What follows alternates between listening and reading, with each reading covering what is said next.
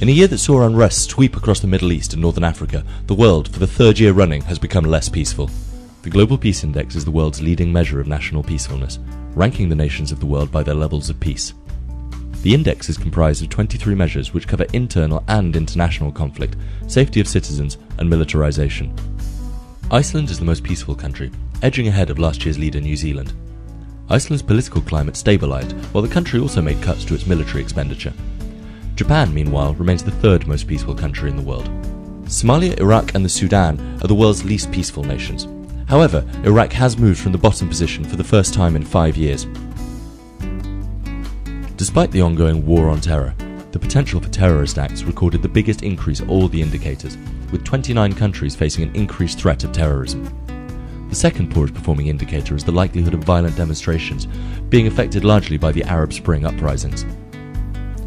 On a more positive note, the indicator measuring military expenditure as a percentage of GDP has recorded the biggest improvement, with worldwide cuts in military budgets for the second successive year. These cuts were accompanied by improvements in relations with neighbouring states, which recorded the second highest improvement of all the indicators. The impact of events in the Middle East has been dramatic. Libya saw the largest drop in the history of the Global Peace Index, falling 83 places to 143rd in the rankings. Bahrain fell 51 spots, while Egypt slid by 24. For the fifth year, Western Europe is the most peaceful region, with 4 Nordic countries ranked in the top 10. However, unrest caused by economic instability has led to a deterioration of peace in Portugal, Ireland, Italy, Spain, and Greece.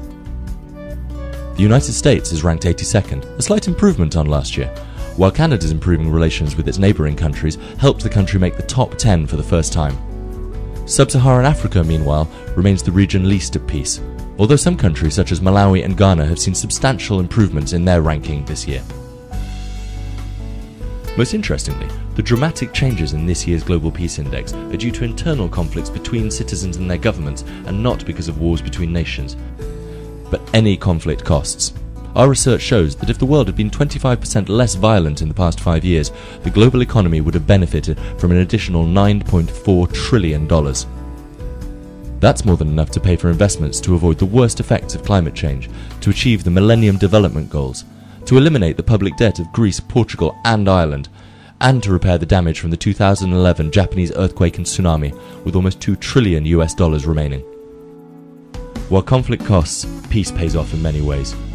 The environments which lead to peace also create more sustainable and resilient societies.